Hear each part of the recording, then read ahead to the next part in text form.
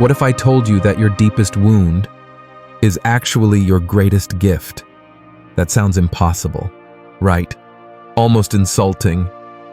But stay with me here, because what I'm about to share might just change everything you thought you knew about pain, betrayal, and the human spirit. Carl Jung, the legendary psychiatrist who mapped the depths of the human psyche, made a startling observation.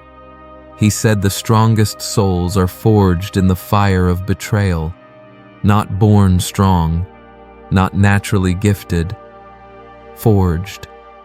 Think about that word for a moment.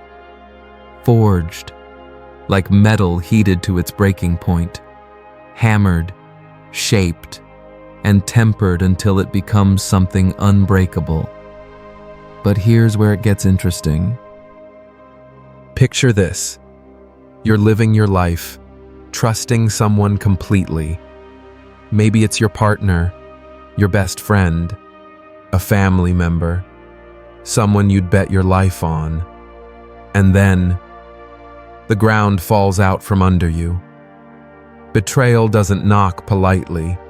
It kicks down the door of your heart and ransacks everything you thought was secure. Your first instinct to focus on them, what they did, how they could, why would they? But Jung discovered something profound hiding in that devastation, something that changes everything. The real question isn't, how could they do this to me? The real question is, who am I when everything I thought I knew about love, safety, and trust is gone? See, betrayal isn't just about losing someone. It's about losing your illusions. Those comfortable lies you've been telling yourself about how the world works, about what love means, about what safety looks like. And when those illusions crumble, that's when the real work begins. Here's what nobody tells you about betrayal. It's not random. It's not meaningless. It's your psyche's way of saying, we need to talk. Jung called this the individuation process. Sounds fancy, but it's actually brutal. It's your soul forcing you to confront every uncomfortable truth you've been avoiding. Like that voice in your head that whispers, you're not worthy of love unless you're perfect. Or, if you're not needed, you're not wanted. Or, being alone means being abandoned. These aren't just thoughts. They're the invisible puppet strings that have been controlling your life. And betrayal. It cuts those strings, all of them, at once. Suddenly, you're face to face with patterns you didn't even know existed. How much of your happiness depends on someone else's approval? How much energy you spent trying to prevent people from leaving? How you confused being loved with being safe? This is terrifying. And it's also liberating. Because for the first time in your life, you're not performing. You're not pretending. You're not trying to be who you think someone wants you to be. You're just you, raw, real, and surprisingly, still here. But here's where Jung's insight gets really profound. He discovered that our greatest transformations don't happen in comfort. They happen in crisis. Think about it. When life is smooth, when relationships are stable, when everything is going according to plan, do you grow? Do you have a question? Do you dig deeper? Of course not. You coast. You maintain. You protect what you have. But when betrayal strikes, when your world implodes, that's when you're forced to ask the questions that matter. Who am I beyond this relationship?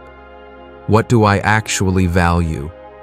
What kind of person do I want to become? These aren't casual questions. They're the questions that forge character, that build strength, that create souls so deep, so resilient, that they can't be broken by anything life throws at them. And here's the beautiful paradox. The people who emerge from betrayal aren't hardened. They're not bitter. They're not closed off. They're the opposite. They're the ones who love without attachment, who give without losing themselves, who trust without naivety. They've learned the difference between being alone and being lonely, between solitude and isolation, between self-protection and self-abandonment. Let me paint you a picture of what this looks like in real life. You know that person who walks into a room and there's just something about them. They're not the loudest. They're not demanding attention, but there's a presence there, a stillness, a knowing. That's someone who's been through the fire. They don't need to prove anything to anyone. They don't chase validation. They don't beg to be chosen. Not because they're arrogant, but because they've already chosen themselves. They've learned that their worth isn't a democracy. It's not up for vote. It's not determined by how many people love them, stay with them, or approve of them. Their worth is inherent, unshakable, eternal. This is what Jung meant by the unbreakable self. It's not the part of you that never gets hurt. It's the part that remains whole even when everything else falls apart. Now, you might be thinking, this sounds great, but I wasn't betrayed by some dramatic romantic partner. My pain is different. Let me tell you something. Betrayal comes in many forms, and all of them count. Maybe it was your family, the people who were supposed to love you unconditionally, but only did so when you met their expectations, when you were quiet, compliant, when you made them look good. Maybe it was your friends, the ones who were there for the good times but vanished when you needed them most, who competed with you while pretending to support you. Maybe it was your workplace, the organization that promised growth and recognition but treated you like a replaceable cog in a machine. Or maybe it was yourself, the countless times you silenced your truth to keep the peace, abandon your values to fit in, choose comfort over authenticity. All of these are betrayals. All of them reveal the same pattern you trade your soul for acceptance.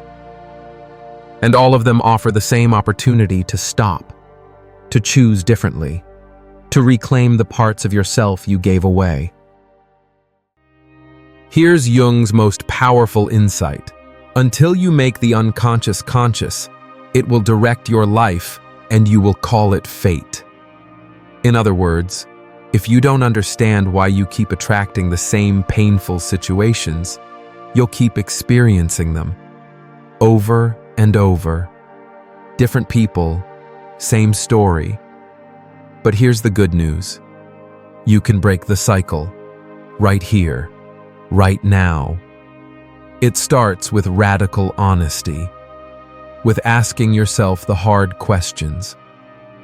Am I afraid of being alone? So afraid that I'll tolerate being diminished rather than risk being abandoned?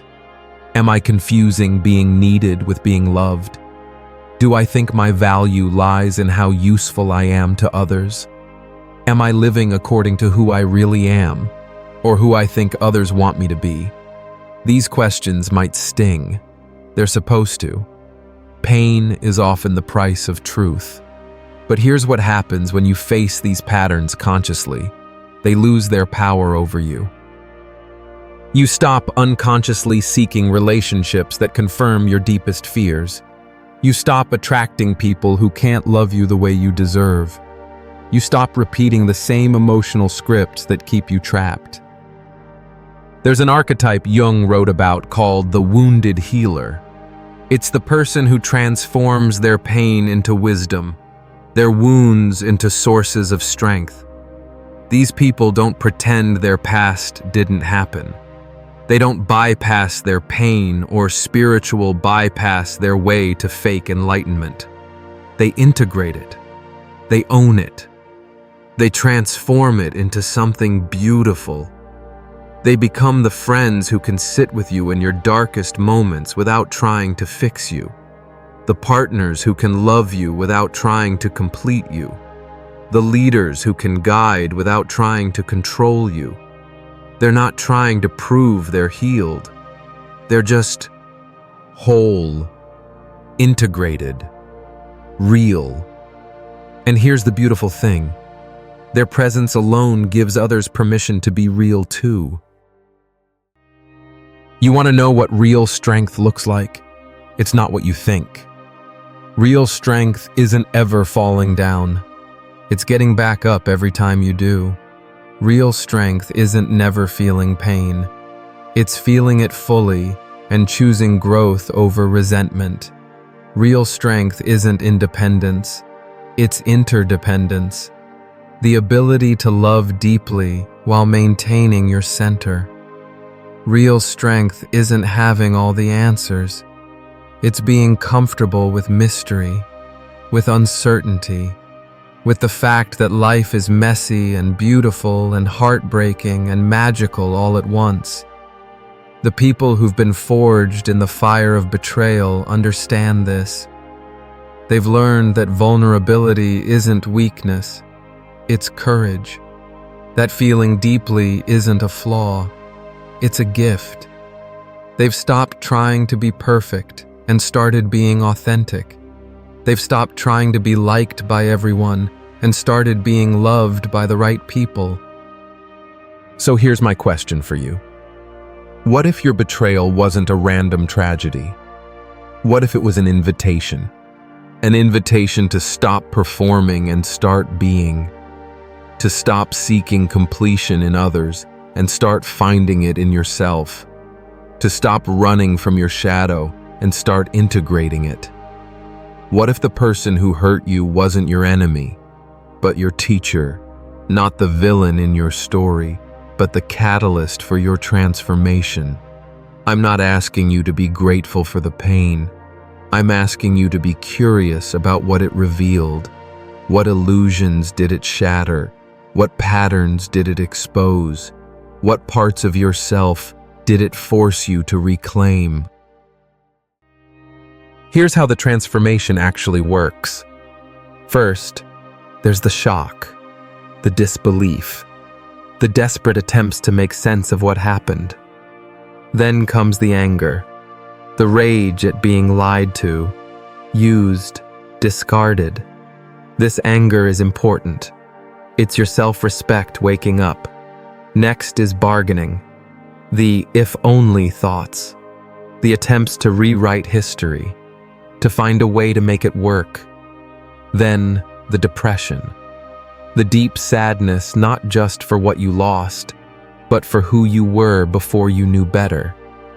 And finally, acceptance, not of what they did, but of what is, of reality, of truth. But here's where it gets interesting. Jung discovered that there's a sixth stage most people miss: integration.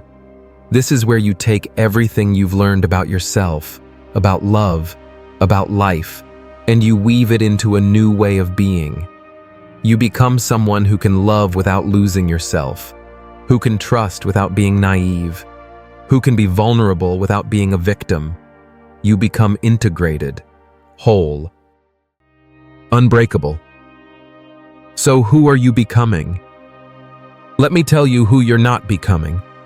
You're not becoming someone who doesn't feel pain. You're becoming someone who can hold pain without being destroyed by it. You're not becoming someone who doesn't need anyone.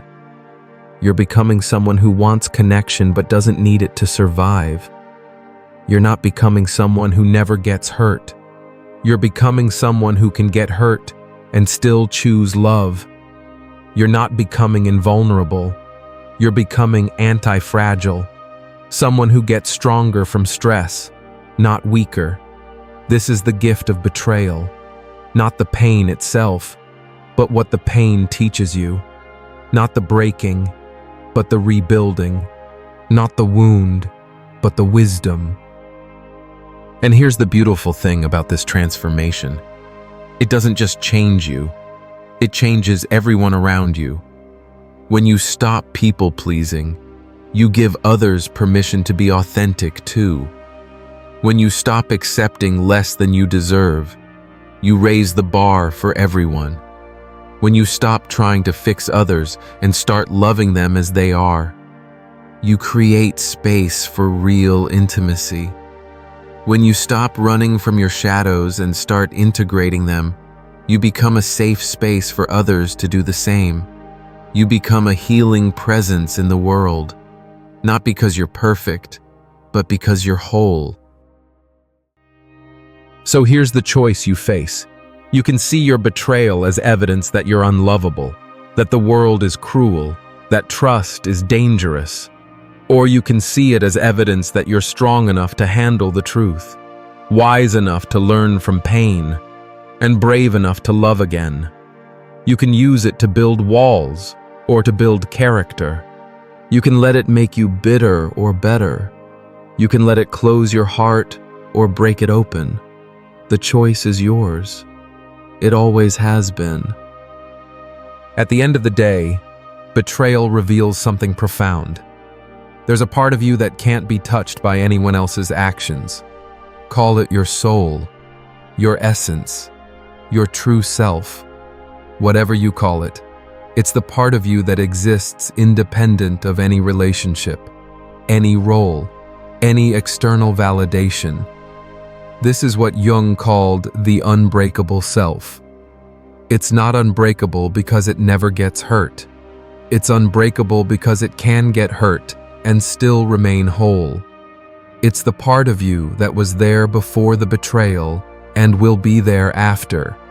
The part that doesn't need anyone else's permission to exist, to matter, to be worthy of love. Finding this part of yourself is the greatest gift betrayal can give you. Because once you find it, you realize you never needed anyone else to complete you. You were already whole. You just forgot. So maybe Jung was right. Maybe the strongest souls are forged in the fire of betrayal. Not because they're naturally stronger, not because they're special or chosen, but because they're the ones who chose to see their breaking as a breaking open, their ending as a beginning, their betrayal as a revelation. They're the ones who took their pain and transformed it into wisdom, their wounds into sources of strength. Their scars are proof that they survived. They're the ones who learned that being broken isn't the opposite of being whole. It's the beginning of it. And maybe, just maybe, that's you too. Maybe you're not the victim of your story. Maybe you're the hero. Maybe your betrayal wasn't your downfall. Maybe it was your awakening. Maybe you're not broken. Maybe you're just being rebuilt into something stronger, something truer, something unbreakable. The fire that was meant to destroy you is forging you instead. Welcome to your transformation. Welcome to your becoming. Welcome to the unbreakable you. If this message stirred something deep inside you, don't scroll past it. Don't silence it. This is your sign to go deeper, to stop surviving and start becoming. Comment your truth. Share this with someone who needs to remember their power. And subscribe if your soul is ready to wake up.